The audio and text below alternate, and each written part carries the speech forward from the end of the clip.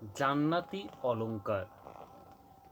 এ পৃথিবীতে মহিলারা অলংকারের নেশায় টাকা পয়সা সঞ্চয় করে, স্বামীদেরকে না জানিয়ে না দেখিয়ে পয়সা জমা করে থাকে।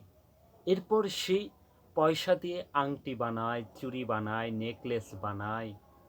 যুবতী বৃদ্ধা সকলেই এক্ষেত্রে সমান। জান্নাতে আল্লাহ তাআলা একজন ফেরেশতা নিয়োজিত করে রেখেছেন। সে বসে বসে অলংকার তৈরি করতেছে। এই ফেরেশতা হলো জান্নাতের স্বর্ণকার। তাকে যেদিন সৃষ্টি করা হয়েছে সেদিন থেকেই তিনি স্বর্ণ অলংকার তৈরি করতেছেন। সেই জান্নাতি ফেরেশতা স্বর্ণ অলংকারের তৈরি কারিগর হলো সে। আজও বানাচ্ছে। সে অলংকারের রূপ এত বেশি, ও যদি এর আশেপাশ দিয়ে সূর্যকে রাখা হয় তাহলে সূর্যের আলো এর সামনে স্নান হয়ে যাবে। ভেবে দেখুন কি রূপ হবে সেই অলংকারের। সে অলংকার স্থাপিত হবে নানা রঙের হিরে, মতি, পান্না, রত্ন দিয়ে, নানা ধরনের পাথর দিয়ে।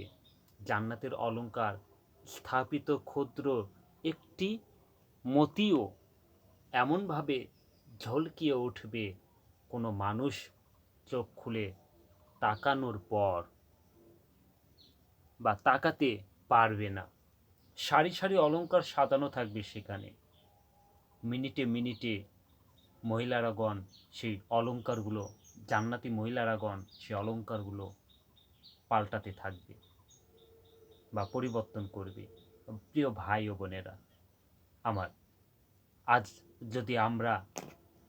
যদি আমরা এখানে নিজেকে তাকওয়ার গুণে সজ্জিত করতে পারি, আজ যদি আমরা পৃথিবীতে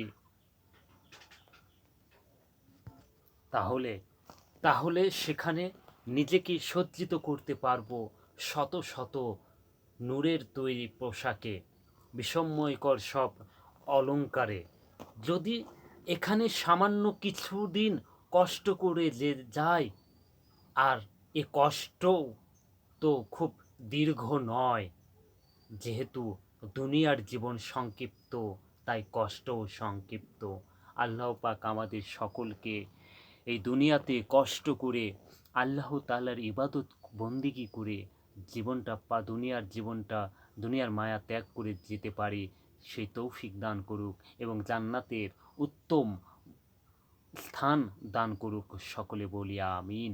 আপনি যদি নতুন হয়ে থাকেন অবশ্যই চ্যানেলটা সাবস্ক্রাইব করে পাশে থাকবেন এবং পেজটা লাইক, কমেন্ট এবং শেয়ার করবেন। ধন্যবাদ। আসসালামু আলাইকুম ওয়া রাহমাতুল্লাহি ওয়া বারাকাতুহু।